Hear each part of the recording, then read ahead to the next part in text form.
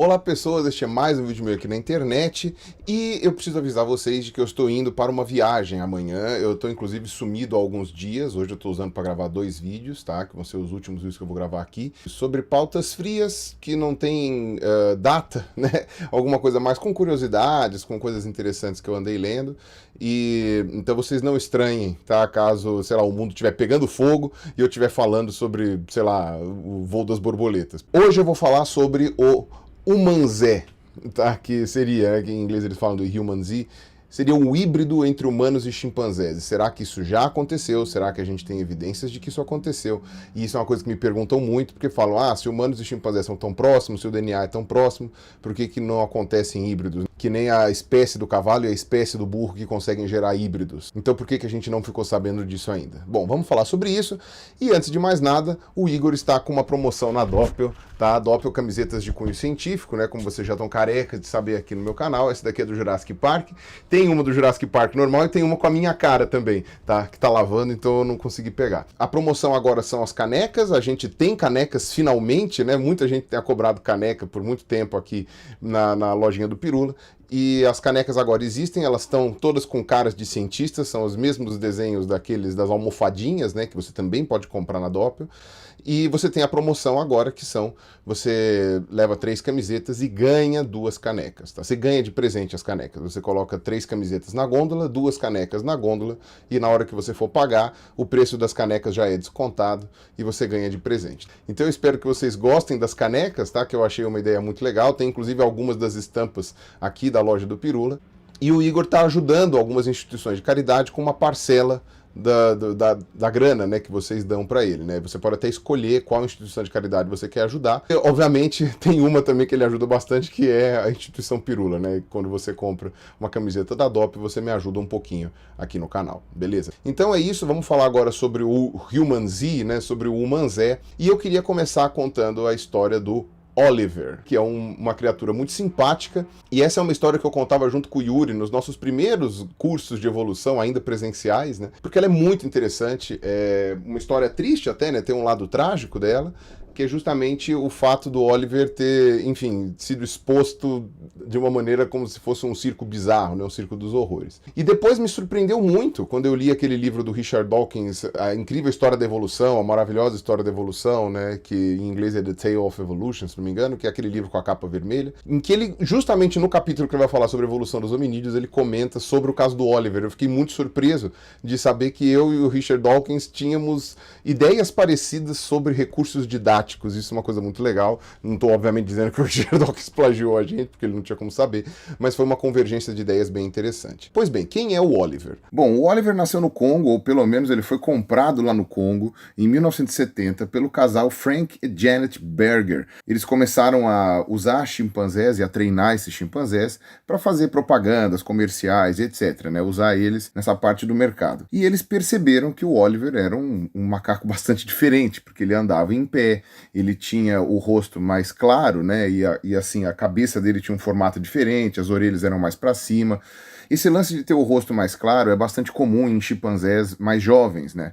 Você vê que a partir do momento que eles vão envelhecendo, a pele dele vai ficando mais acinzentada, né?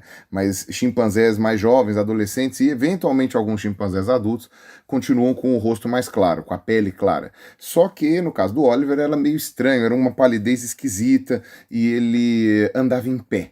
Ele só andava em pé. É óbvio que alguns chimpanzés conseguem andar em pé livremente, né? Mas eles não se locomovem assim de maneira confortável. Então, eventualmente, você vai ver vídeos na internet do chimpanzé carregando alguma coisa. Quando ele vai carregar alguma coisa, ele tem que liberar as mãos. Então, ele anda em pé, assim, para poder carregar e transportar algo. Quando ele precisa vadiar um lago, né, ou algum pântano, ele precisa ficar em pé para não cair. Mas, geralmente, os chimpanzés andam com os nós dos dedos no chão, né? Chimpanzés e gorilas andam com os nós dos dedos. São quadrúpedes, né, em sua maior parte do tempo. Ou andam, né, de galho em galho. Então o Oliver preferia andar em pé. Ele tinha essa predileção por andar em pé, ele achava que isso, sei lá, era mais prático ou mais prazeroso para ele, que é uma coisa bastante rara, que nunca tinha sido vista. Mas uma coisa que chamava muita atenção é que ele preferia a companhia dos humanos do que a companhia dos chimpanzés. Então isso levantou a hipótese para esse casal Berger, que é um casal que, enfim, tinha essa profissão, mas nunca não eram estudados no assunto, de achar que era um híbrido de humano com chimpanzé,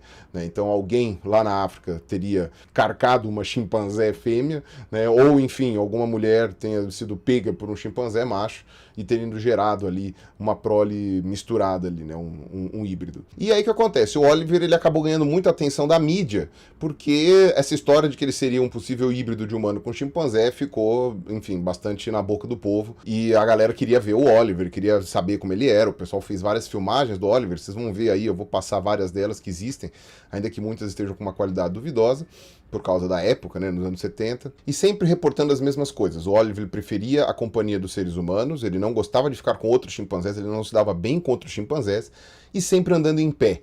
Não gostava de andar com os nós dos dedos no chão. E aí o que acontece? Quando o Oliver atingiu a maturidade sexual, ele não se interessava pelas chimpanzés fêmeas. Ele passou a se interessar pela senhora Berger. Ela percebia que ele estava sempre querendo abraçá-la, ficar perto, etc. Até que em determinado momento, um dia, né, ele ficou muito agressivo e ele tentou montar de fato na senhora Berger, e aí acabou a discussão. Eles falaram: a gente não pode mais ficar com esse chimpanzé aqui, porque ele é muito perigoso agora, né, tá tentando contra a nossa segurança. Aí um amigo da família, que era um pianista, falou assim: eu compro o Oliver de vocês. Só que junto com ele apareceu um advogado de Nova York que também estava interessado no Oliver, que chamava Michael Miller. E o interessante é, por que vocês podem imaginar que duas pessoas se interessariam em comprar um chimpanzé? Porque todas elas, tem um documentário da Discovery de 2006, tá? Eu vou usar trechos dele aqui, inclusive. E todas essas pessoas que encontraram o Oliver disseram que sentiram algo diferente. O olhar do Oliver, o jeito de se mexer do Oliver, a maneira de interagir do Oliver era estranha,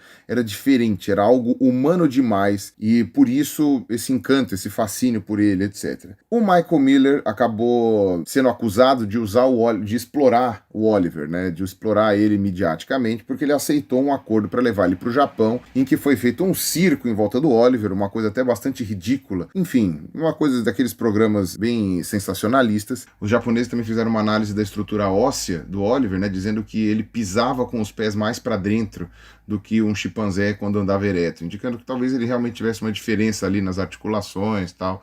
E eles fizeram um teste genético no Oliver lá no Japão, que foi basicamente uma contagem de cromossomos. O que acontece? Os chimpanzés têm um cromossomo a mais, entre aspas, do que os humanos, tá? Então os humanos têm 23 pares de cromossomos, enquanto os chimpanzés têm 24 pares. Só que, do ponto de vista de sequência genética mesmo, de DNA, na verdade o que acontece é que um dos cromossomos humanos, se não me engano o cromossomo 2, ele na verdade são dois cromossomos fusionados, né? Então é um cromossomo com formatão de X, bem grande, sendo que nos chimpanzés é o mesmo cromossomo, só que dividido em dois, com um braço bem compridão assim e o outro braço bem curtinho.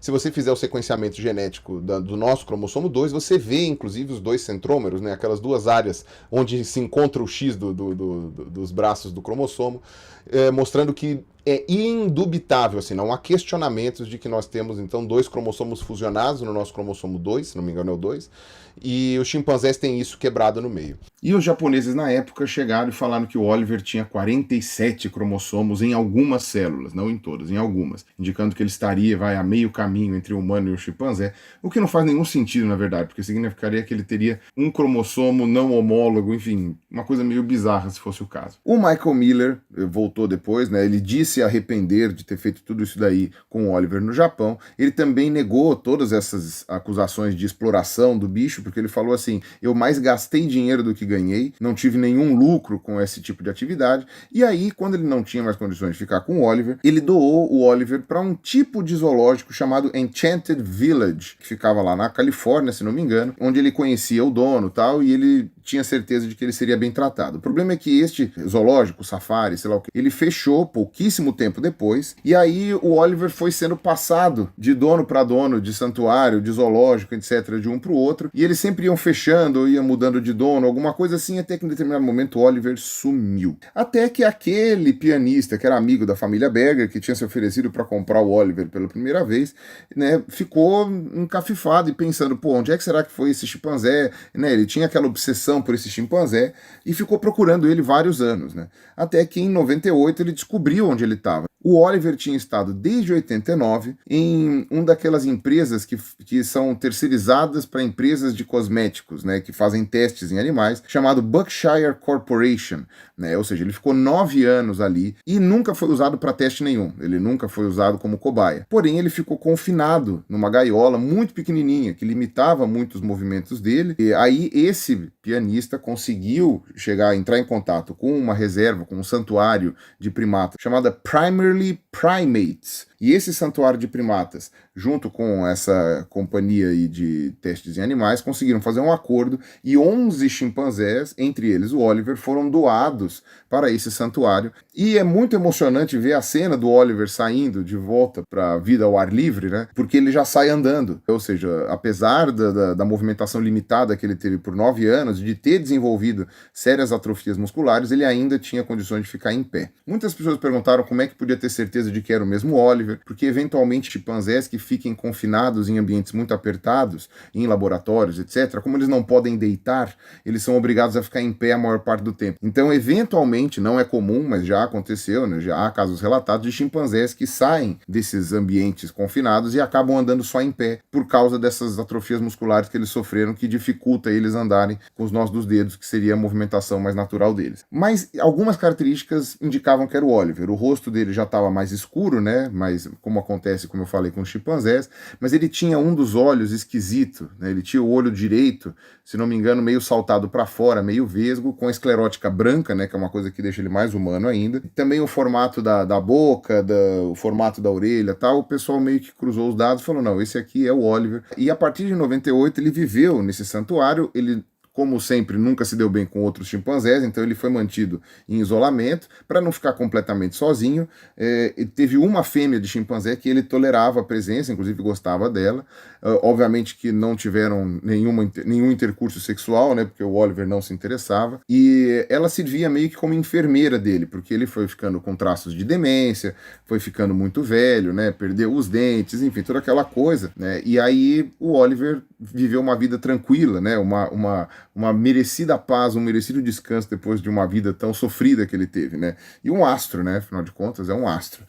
E morreu em 2012, foi encontrado morto lá no viveiro dele, lá, né, no lugar onde ele vivia. Na verdade, eu resolvi gravar esse vídeo porque eu fui atrás de saber o que tinha acontecido com o Oliver, né? Eu fiz esses cursos com o Yuri de 2005 até 2011 também, talvez 2012, que foi quando ele se mudou para o Canadá. O Oliver, ele estava vivo até então, e ele morreu em 2012, provavelmente com 55 anos, né, em torno disso, porque esses bichos vêm da África, você nunca sabe com que idade. Sabe-se que chimpanzés na natureza duram em torno de 45 a 50 anos, enquanto chimpanzés em cativeiro, quando bem cuidados, podem chegar, suspeita-se, até 70 anos, etc. Né? Então tudo depende também do acesso a tratamento médico, veterinário, no caso, e etc. Então, no caso, ele morreu bem, depois de uma vida bem sofrida, e ele tinha essas características que se mostraram exclusivas de um chimpanzé. E aqui eu tenho que regravar um pedaço porque eu falei errado no outro trecho lá que eu tinha gravado em casa. Foi feito, em 98, uma análise genética do Oliver um pouco mais detalhada do que eles podiam fazer na década de 70, tá? Que fizeram lá no Japão. Nessa análise, que foi feita por pesquisadores do Texas, eles estabeleceram não só a contagem de cromossomos do Oliver, etc., como também o padrão de bandeamento dos cromossomos. Isso não é um sequenciamento genético, que talvez pudesse explicar de uma maneira um pouco mais profunda, mas já vale de alguma coisa. Não encontrou nada de diferente de um chimpanzé normal. O DNA mitocondrial, eles encontraram que ele possivelmente é de uma linhagem do Gabão, que é o mais próximo, né? Não é uma mistura de humano com chimpanzé, mas tinha ali umas variações genéticas pequenas, ali algumas mutações que poderiam indicar ali alguma novidade. Mas lembrando que o DNA mitocondrial não codifica nada na formação do nosso corpo, né, e todas essas partes. Então, não dá para você dizer que uma mutação no DNA mitocondrial vai ajudar em alguma coisa. E um detalhe que o artigo original, vou deixar aqui embaixo, fala, uma coisa que eu não sabia, o Oliver tinha tido os dentes arrancados desde antes dele chegar na mão dos Berger, né, lá no Congo mesmo. Arrancaram os dentes do coitado. Então ele tinha um molar em cada ponta só, não dava para ele mastigar muita coisa, e talvez por isso ele tivesse o rosto tão estranho, né? Ele tivesse aquele rosto mais diferentão, porque você tem a reabsorção óssea dos alvéolos, né? Toda a boca se modifica, etc. Isso pode explicar algumas diferenças faciais que ele tinha, né? Por que eu estou contando a história do Oliver e por que isso daí é relevante no que a gente vai falar agora, que eu vou comentar sobre evolução humana, sobre estudos em evolução humana? A gente sabe que a linhagem humana e chimpanzé, né, do chimpanzés e bonobo, se separou em algum momento lá pelos 7 milhões de anos atrás. Eu explico isso de maneira visual naquele meu vídeo definindo o que é uma espécie. Teve até uma animação que eu encomendei, né, para justamente demonstrar esse passo a passo, né, que eu achei que ficou bastante didático, muitas pessoas me elogiaram, nem todo mundo viu esse meu vídeo do que é uma espécie, então eu vou colocar ele aqui linkado. Então, nesses 7 milhões de anos de distância, né, de separação, a gente sabe que o que diferencia a linhagem humana da linhagem dos chimpanzés é que a linhagem humana andava em pé. Os seres, as espécies que deram origem aos seres humanos, desde o começo lá dos 7 milhões de anos atrás, já andavam eretos, andavam em pé, não tinham mais o hábito de subir em árvores ou de viver em árvores a maior parte do tempo, e nem de andar com os nós dos dedos da mão no chão. Por que a gente dizia que o ancestral, né, a gente diz ainda que o ancestral andava de 4? Porque o gorila anda de 4, o chimpanzé e os bonobos andam de 4 e só a linhagem humana anda de forma bípede. Então, tecnicamente, a gente diria que, por princípio cladístico de plesiomorfia, o ancestral andava de 4, né, porque seria a característica mais antiga, né, compartilhada por ancestrais que se separaram há mais tempo, e a linhagem do ser humano desenvolveu uma característica nova que seria andar em pé. Por isso que aquela sequência que o pessoal coloca, né, da evolução humana, tá, não sei o que, tá errada, né? Porque desde o começo já a linhagem humana andaria em pé. Os primeiros representantes dessa linhagem seriam os australopitecos, que eram seres não muito mais inteligentes do que um chimpanzé, mas que andavam em pé e tinham proporções de membros muito parecidos. Tem inclusive o caso da Lucy, que é o australopithecus mais bem conhecido, né, e mais famoso. O Slow fez um vídeo muito legal sobre as novas descobertas com relação à Lucy, que provavelmente ela morreu caindo de uma árvore, etc. Tinham proporções de membros parecidas com o chimpanzés, ainda que eles não colocassem a mão no chão, pelo menos não com frequência. E depois do Australopithecus vem o gênero Homo. Esse gênero Homo, o pessoal discute quem é o primeiro representante, se é o Homo habilis, se é o Homo ergaster, o Homo erectus. E o Homo erectus seria, de fato, o ancestral da nossa linhagem, né? A gente não costuma usar o termo ancestral exatamente quando a gente está falando de evolução, né, no geral, porque a gente nunca sabe quem é o ancestral, mas quando a gente está falando de uma evolução tão curta no espaço de tempo, né, a gente está falando de, sei lá, 2 milhões de anos para cá, o que é bastante curto dado o estudo, né, geológico do planeta. Esses 2 milhões de anos para cá, a gente poderia dizer que o nosso ancestral seria o Homo erectus, que teria dado origem ao Homo heidelbergensis, né, que surgiu na África. Ele, saindo da África, foi para a Europa, e aí na Europa ele deu origem ao homem de Neandertal, e na África ele deu origem ao Homo sapiens, né? E depois o Homo sapiens foi para a Europa, matou a maior parte dos neandertais, hibridizou com eles e deu origem ao povo europeu. Teria uma terceira espécie, que seria os denisovanos, que teriam ido lá para o leste também. O Homo sapiens teria ido lá, hibridizado com eles, né, em algum nível, e aí, enfim, formaria o povo asiático e tal. Essa triangulação meio que a gente é o ponto pacífico hoje da antropologia paleontológica, né, da paleoantropologia. Só que tem 2 fósseis muito particulares lá do comecinho, né, de 7 milhões de anos, 6 milhões de anos atrás, que geram certas discussões sobre essa questão da evolução humana. Um deles é o Orrorin tugenensis, tá? Orrorin, na língua de Tugen, né, que é de uma etnia lá do Quênia, né? Orrorin quer dizer homem original, ou seja, primeiro humano, alguma coisa assim. Você tem hoje cerca de 20 espécimes, ou seja, 20 indivíduos descobertos do Orrorin, e você tem evidências de que esse bicho andava em pé. Tá? Você tem o formato do fêmur, era um formato, né, de encaixe muito parecido com o nosso. Então esse fêmur indicaria que ele andava em pé, que ele seria bípede. E você tem outras características do pós-crânio. Então quando você vê essa espécie, né, esse Orrorin, você vê que ele tá bem atrás e já é bípede. Aí você fica pensando, pô, mas já logo no começo da linhagem, da divisão de humanos dos chimpanzés, ele já andava bípede, ou pelo menos, talvez algum intermediário ali. E você pensa, pô, que rápido, né, essa transição, né? Imagina, 1 milhão de anos para uma transição é uma coisa bastante rápida. Então, ou você chutava o ancestral comum entre humanos e chimpanzés lá para baixo, sei lá, 10 milhões de anos, né?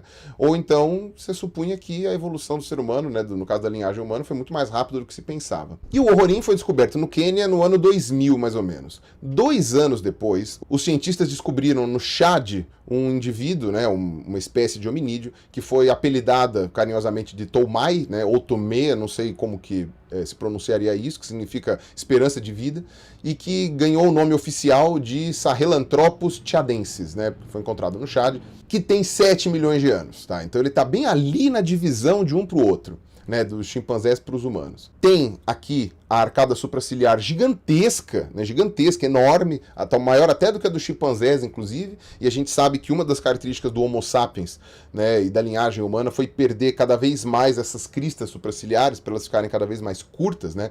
Se vocês acham que eu tenho muito, mas na verdade isso aqui é tudo pelo, tá? Não é nem tão esquelético. Óbvio que você tem pessoas com essa crista um pouco maior, mas nada se compara a um homem de Neandertal, a um Homo erectus, nem a um chimpanzé, tá? Que, enfim, tinham essas cristas muito maiores. No caso do Tomei, enorme, assim, uma crista enorme, vocês vão ver aí pela foto, né? Ele tinha literalmente uma aba de osso mesmo. E você não tem o pós-crânio dele. Então você, tecnicamente, você poderia falar, a gente não sabe como é que ele anda, porque você não tem nada além do crânio, né? Você não sabia se ele andava em pé, se ele andava de quatro, etc. Porém, existe uma característica do crânio que pode indicar, com uma certa segurança, se o animal andava em pé ou de quatro. A posição do forame magno. Forame magno, caso vocês não sabem, é aquele furo por onde passa a medula, né? Então você tem um buraco ali na parte de trás do crânio, né? Você tem lá os côndilos, né? Que no caso de mamíferos são dois, né? Que articulam com a primeira vértebra da espinha. E você tem ali a medula que passa e o buraco, né, que liga com o cérebro, né, liga a medula ao cérebro. Esse buraco é chamado de forame magno. No nosso caso, ele é aberto para baixo. Ele abre para baixo, exatamente porque a nossa espinha vai para baixo, porque nós somos bípedes. No caso dos chimpanzés, ela abre inclinada para trás, porque eles vão andar a maior parte do tempo inclinados, né? Não é tão confortável para eles andar em pé, porque eles teriam que virar a cabeça para baixo para poder enxergar, e isso não seria confortável aqui para a região da nuca. E, inclusive, né, tem aqui um raio-x do Oliver indicando que talvez, né, até o forame magno dele fosse mais para baixo ali, né? A gente não tem como ter certeza disso. O Sahelanthropus, esse daí que eu tô falando que tem 7 milhões de anos, ele tem a posição do forame magno vertical, voltada para baixo, ou mais vertical do que de um chimpanzé, indicando que ele andava em pé, ou muito provavelmente andava em pé.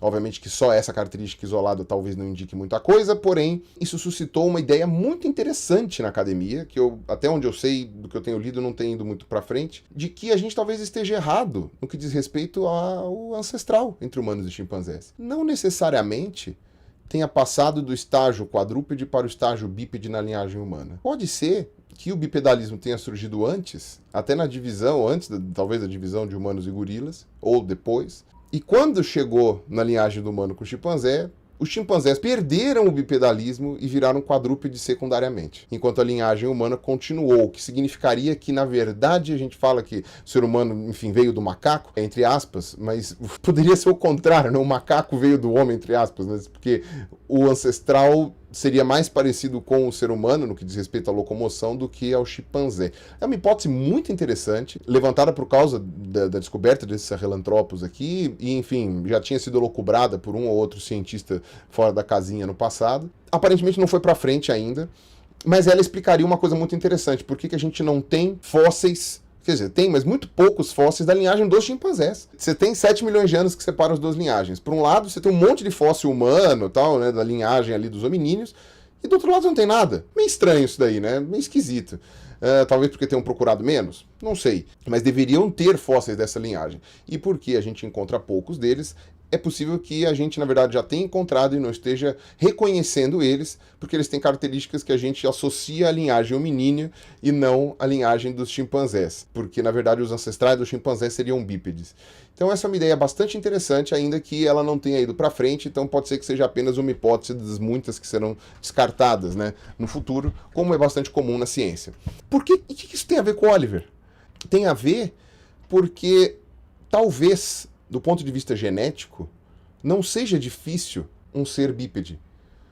Você já tem todas as estruturas. Tipo, os chimpanzés têm todos os ossos que a gente tem, todos os nervos que a gente tem, todos os músculos que a gente tem. Eles têm tudo igual a gente. Tirando o formato de alguns ossos e o encaixe de algumas coisas.